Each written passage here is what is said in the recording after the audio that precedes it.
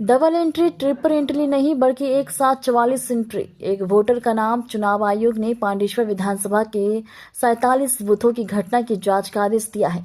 Epic card बनाए गए हैं और क्यूआर कोड स्कैन करके धोखाधड़ी का धंधा पकड़ा गया है। दुर्गापुर पांडेश्वर विधानसभा में सनसनीखेज वोटर धोखाधड़ी का पर्दाफाश। दुर्गापुर में पांडेश्वर विधानसभा के डीवीसी पारा के बूथ नंबर 47 पर एक अल्पकालीन धोखाधड़ी सामने आई है। एक ही महिला के नाम पर 44 नकली इपिक कार्ड बनाए गए हैं।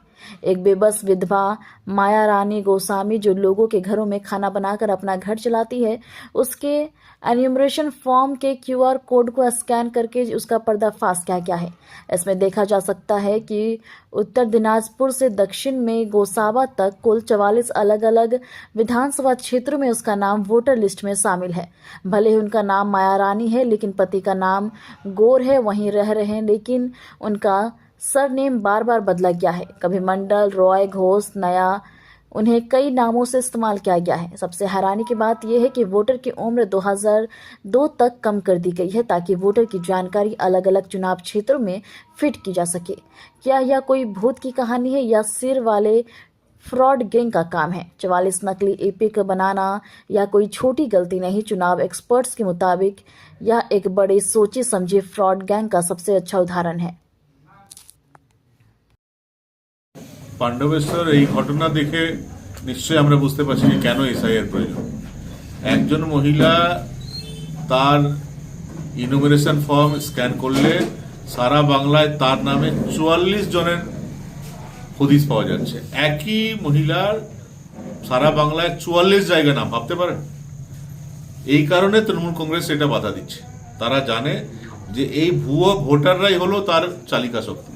হয়তো এই মহিলা জানেন না যে আরো 44 জায়গায় তার নাম আছে, কিন্তু এই ধরনের কত মহিলার নাম নিয়ে বিভিন্ন জায়গায় নাম তুলে রেখেছে তারা, এবং তাদের ভুয়ো ভোটটা তারা করায়। এই ভোটে তারা ভোটে জিতে আসে। এবার সবটা ধরা পড়েছে। এটা পাণ্ডবেশ্বরে ধরা পড়লো। আরো আমরা অনেক তথ্য পাচ্ছি, সেই তথ্য টাইম টু টাইম আমরা ইলেকশন কমিশনকে দেবো।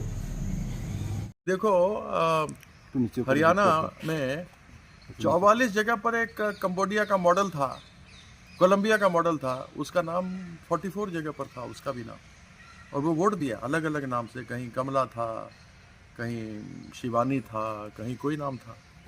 वही तरीके से यहाँ पर है। तो इलेक्शन कमीशन कर क्या रहा है, हमको तो समझ में नहीं आ रहा है। और आप देखिए एसआईआर का मामला 1 महीना में तड़ातड़ी नहीं होता है। एसआईआर के लिए कम से कम साल 1.5 साल चाहिए। करोड़ों लोगों का आप पश्चिम बंगाल में कर रहे हैं। ऐसी परिस्थिति में आप देखिए कि कितना बीएलओ लोग हैं, वो लोग आत्महत्या कर रहा है। सुसाइड किया कि नहीं किया? इतना केसेस आ रहा है, प्रेशर है, किसी को ब्रेन हेमरेज हो जा रहा है, किसी को हार्ट अटैक हो जा रहा है, और इसके कारण से लोगों को बहुत दबाव है। और इसीलिए हम कह रहे हैं कि एसआईआर जिस तरीके से किया जा रहा है वो उचित नहीं है, इसको बंद करना चाहिए। एसआईआर करना है तो 1 साल का कीजिए, 1.5 साल का कीजिए। दूसरी ओर से जो विरोधी पार्टी है वो कुछ से कुछ बोलता रहता है। अब जिस प्रकार से इन लोगों ने घुसपैठिया का बात किया, अमित शाह तो खुद मानता है कि वो घुसपैठिया नहीं रोक सकता है। तो अमित शाह जैसा यूजलेस होम मिनिस्टर आज तक पैदा नहीं हुआ है, उससे कुछ नहीं रुकता है। अभी बोला था एक्ट ऑफ वॉर होगा, जो बाय सारन में अटैक हुआ था, 26 लोग मरा था, तो ये भी तो, इसमें भी तो लश्कर ए तोयबा का नाम आ गया है। तो क्यों नहीं पाकिस्तान पर अटैक करता है? ये लोग बोलता कुछ और है, करता कुछ और है। और एसआईआर ये इलेक्शन कमीशन नहीं कर रहा है, ये बीजेपी कर रहा है। तो बीजेपी का चेला है वो सब, तो बीजेपी के नाम पर कर रहा है। ये ज्ञानेश कुमार सेक्रेटरी था अमित शाह का, जो आज आपका चीफ इलेक्शन कमिश्नर है।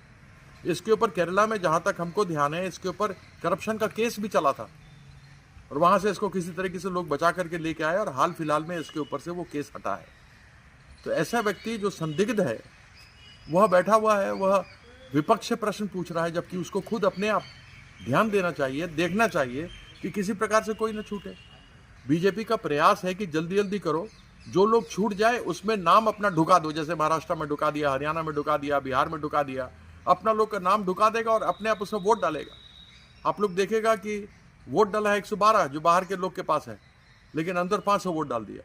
तो इस प्रकार का भी काम हो रहा है, क्योंकि ऐसा कभी नहीं हो सकता कि 90% आपका स्ट्राइक रेट हो जाए, जैसा बिहार में था 20 साल रहने के बाद। ऐसा तो जब इंदिरा गांधी का मौत हुआ तब नहीं हुआ था, चाइना का वॉर हुआ था तब जवाहरलाल नेहरू के साथ नहीं हुआ था।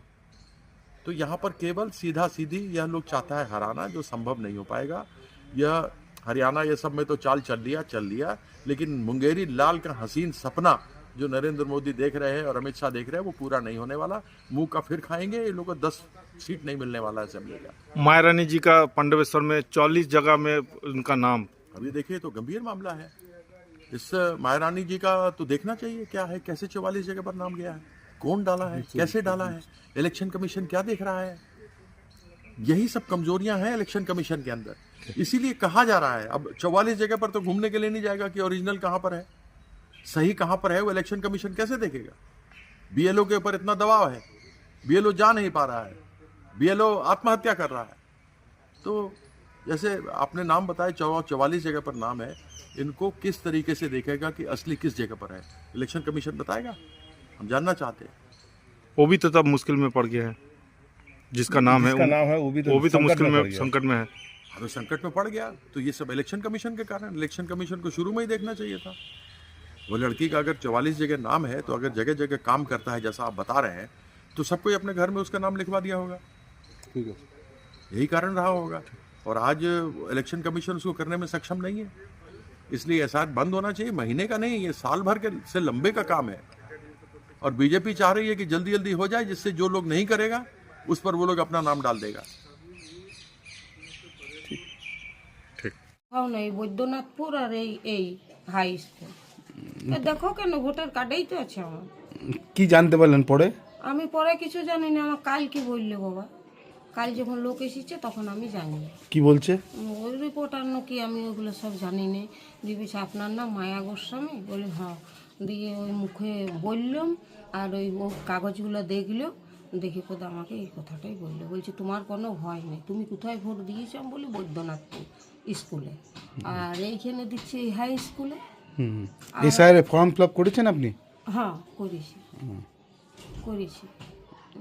আপনার সংসার কিভাবে চলে? আপনি?